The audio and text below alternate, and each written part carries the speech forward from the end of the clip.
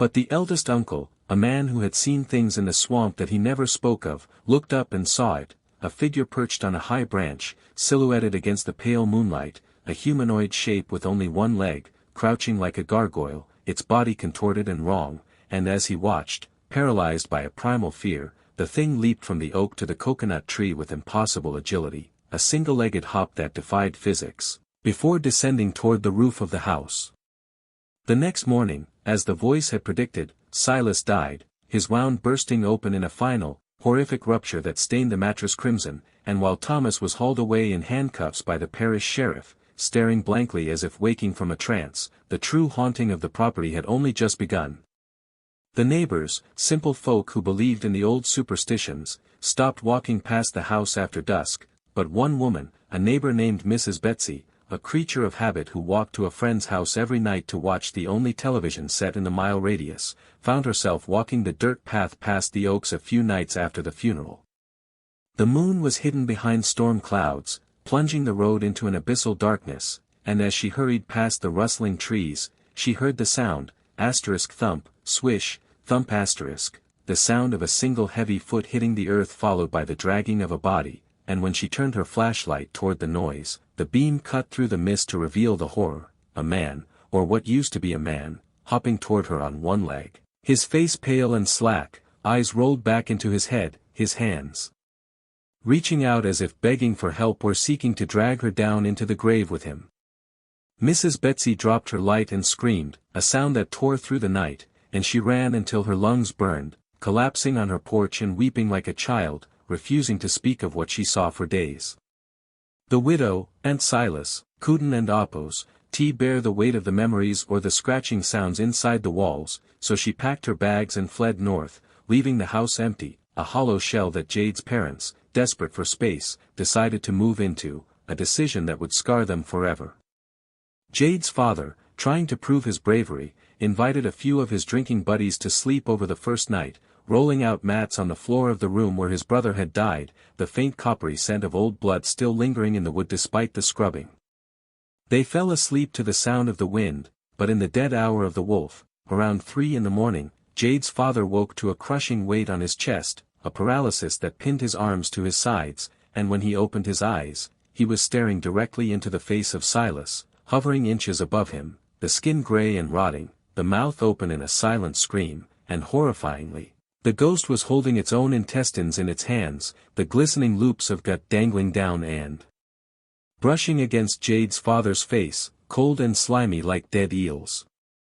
He couldn't and oppose, scream, couldn't and oppose, breathe, could only watch as the apparition shifted its gaze to his friends, crawling over them with that same unnatural, one-legged motion, dragging the trailing organs across their sleeping bodies until the spell broke and the men woke up screaming, scrambling out of the house in their underwear, diving through windows and crashing through the screen door, never to return, leaving the house to be reclaimed by the swamp and the memory of the fratricide. Years passed, the trauma burying itself deep in the family lore, and Jade grew up hearing these whispers, a girl sensitized to the veil between worlds, which brings us to her own terrifying encounter, miles away from the homestead, in the humid corridors of St. Landry Parish High School, a sprawling complex divided into 2 eras, the gleaming new wing, sterile and white, which had recently been used as a makeshift overflow hospital during the height of the pandemic, and the old wing, a crumbling brick edifice of the 1970s, its walls peeling with lead paint and its hallways echoing with the ghosts of alumni past. It was a Tuesday afternoon, the kind of day where the school day ends but the sun is still high and fierce, and Jade, now a senior, along with a group of friends, decided to kill time before evening study hall by playing hide-and-seek in the forbidden old wing, a place the janitors avoided after sunset.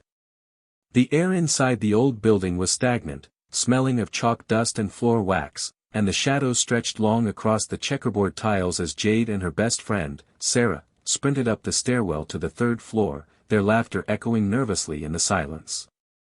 They found a hiding spot in a disused classroom, huddled behind a stack of broken desks, hearts pounding with the thrill of the chase, when Sarah grabbed Jade's arm, her fingernails digging into the skin, and hissed,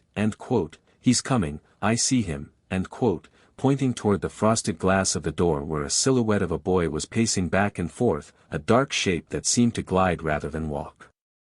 Assuming it was the seeker, a boy named Mike who was downstairs counting, they burst out of the room, shrieking with laughter, only to find the hallway completely empty, the dust motes dancing undisturbed in the shafts of sunlight, and when they looked over the railing to the courtyard below, they saw Mike still counting against the oak tree, far too far away to have been the figure at the door. A cold dread settled in their stomachs, but teenage bravado is a powerful drug, so they dismissed it as a trick of the light and ran to the far end of the hallway, seeking a better hiding place in the old girls and Oppo's restroom, a place of nightmares with rusted pipes, flickering fluorescent lights that buzzed like angry hornets, and stall doors that hung crookedly on their hinges. The water in the toilet bowls was brown and brackish, untouched for months, and the graffiti on the walls dated back years, but they squeezed into two separate stalls, locking the flimsy doors and standing on the toilet seats to hide their feet, holding their breath as they waited. The silence of the bathroom was heavy, broken only by the rhythmic drip, drip, drip of a leaking faucet, until suddenly, Jade heard a voice, not Sarah's, not Mike's, but a guttural, angry rasp that seemed to emanate from the plumbing itself, a voice vibrating with malice, shouting, and quote, "What the hell are you doing? Why are you screaming in here? Get out," end quote. Jade froze, her muscles locking up in a terrifying paralysis, her mind screaming for her legs to move but her body refusing to obey, and through the gap in the stall door, she saw a shadow manifest on the tiled floor, a dense, black mass that was darker than the surrounding dimness, slowly elongating and standing up right next to her stall door.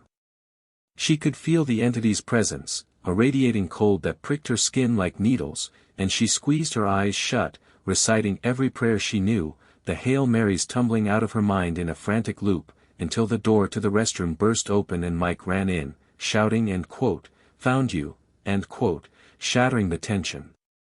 Jade didn't and oppose, just step out, she exploded from the stall, screaming and laughing hysterically, tears streaming down her face in a manic release of terror, grabbing Sarah and dragging her out into the sunlight, leaving Mike confused and shaken by her reaction.